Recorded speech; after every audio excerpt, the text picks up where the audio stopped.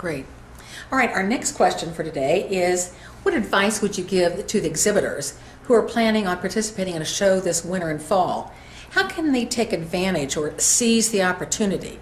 One of the questions, maybe their competitor is not there. So how can they seize the opportunity and have a better performance at a show? Just a quick comment on that. The competitor not being there, that's probably the oldest line in the history of the industry, so I don't know how that would work. I think you need a little bit more than that.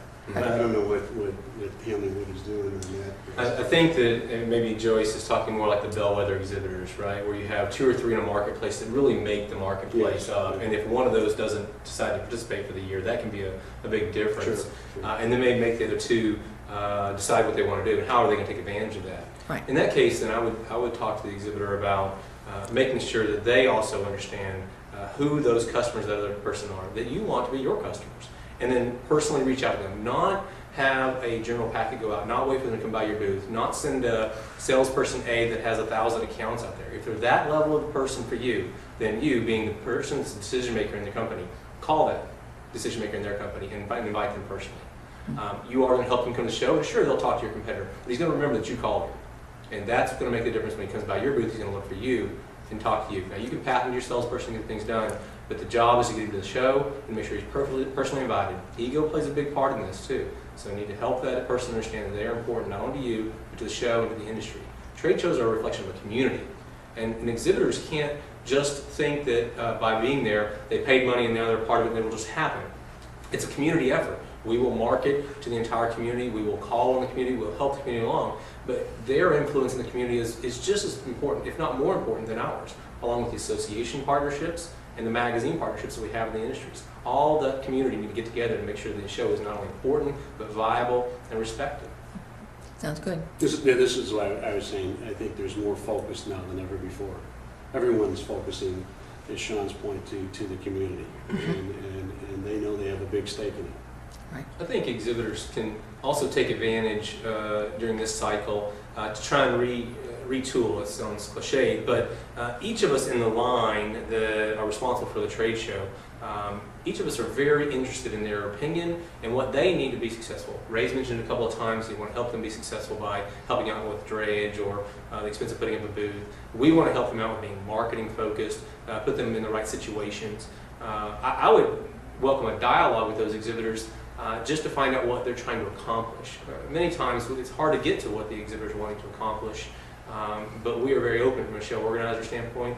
I know that Ray's very open to that concept. And each down the line are very open to the concept of helping that exhibitor be successful. Their success is our success.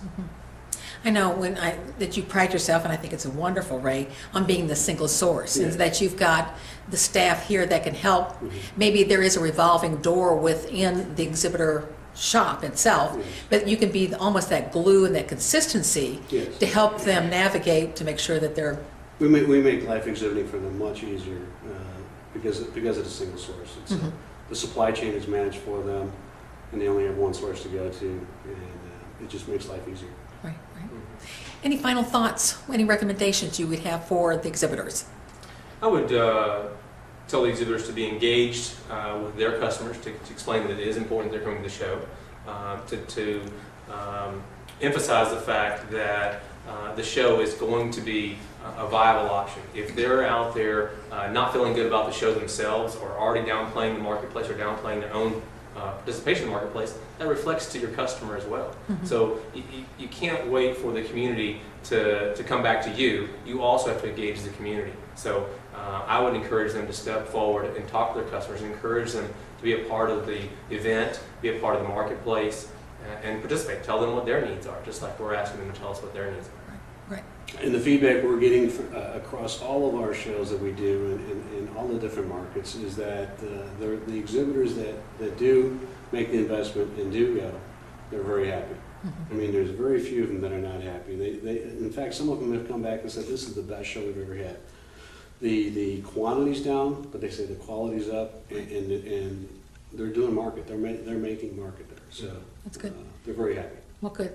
Well, my final wrap-up comment would be for both the exhibitor is to ask for help, both from the show organizer and from your general service contractor.